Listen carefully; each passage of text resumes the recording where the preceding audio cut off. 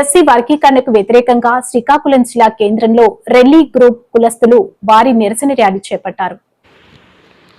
Day and night junction నుండి collectorate వరకు సుమారు 5 కిలోమీటర్ ర్యాలీ సాగింది.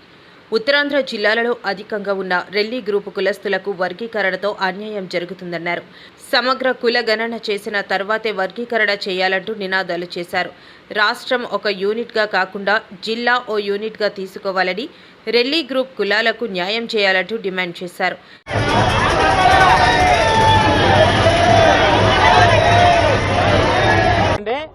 ఈరోజు రెల్లి 12 గ్రూప్ కులాల వారేమొచ్చి వర్గీకరణలో తమకు జరుగుతున్నటువంటి అన్యాయాన్ని ప్రభుత్వం దృష్టికి కలెక్టర్ గారి ద్వారా తీసుకెళ్లాలన్న ఉద్దేశంతో ర్యాలీగా ఏమొచ్చి వచ్చామండి.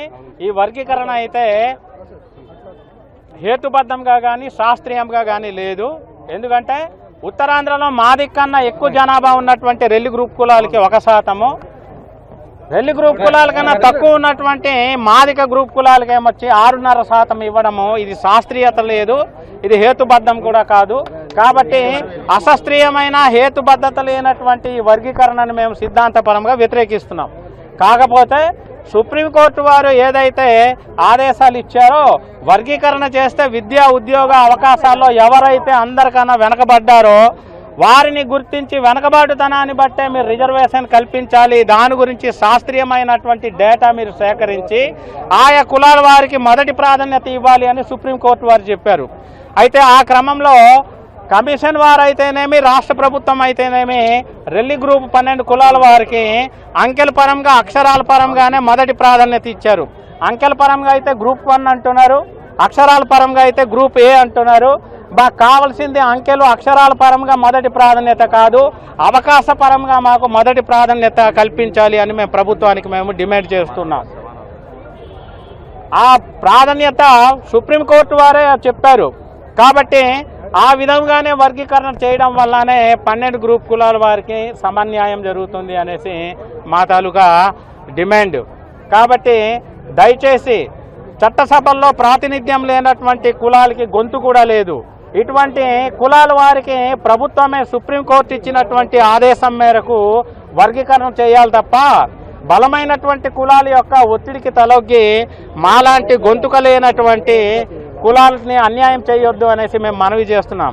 గతంలో కూడా 99 నుండి 2000 వరకు జరిగినటువంటి పాత వర్గీకరణ సమయంలో కూడా రెల్లి 12 గ్రూప్ కులాలకి 1% రిజర్వేషన్ కేటాయించారు. అది కూడా రోస్టర్ నెంబర్ 2 కల్పించడం వల్ల అది మహిళా రిజర్వేషన్కి ఏమొచ్చి కేటాయించడం జరిగింది. ఏలో మహిళా అభ్యర్థులు లేనప్పుడు బిలో ఉన్నటువంటి మాదిగ గ్రూపులకి ఏమొచ్చి ఆయా విద్యా ఉద్యోగ అవకాశాలు మొత్తం వాళ్ళకి వెళ్ళిపోయాయి తప్ప ఆ పీరియడ్లో రెల్లి గ్రూప్కి సంబంధించినటువంటి పురుష విద్యార్థులకి కాలేజీలో చదువుకోవడానికి కానీ ఉద్యోగాలకి అప్లికేషన్ పెట్టడానికి కానీ ఎక్కడ కూడా అవకాశం లేకుండా 5 సంవత్సరాలు పూర్తిగా తరమే 5-6 తరాలే పూర్తిగా నిర్వీర్యమైపోయారు. ఇప్పుడు అదే పరిస్థితి ఇప్పుడు రాబోతుంది. కాబట్టి ఈ పరిస్థితిని మేమేమొచ్చి వ్యతిరేకిస్తున్నాము. దయచేసి మునపట్లాగానే మా జీవితాన్ని అంధకారం చేయొద్దనేసి 12 గ్రూప్ కులాల తరఫున ఏమొచ్చి మేము వేడుకుంటున్నాము.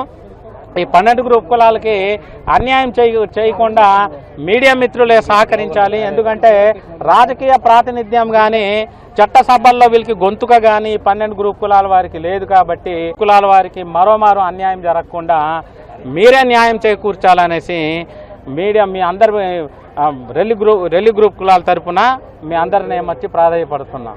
జై హింద్.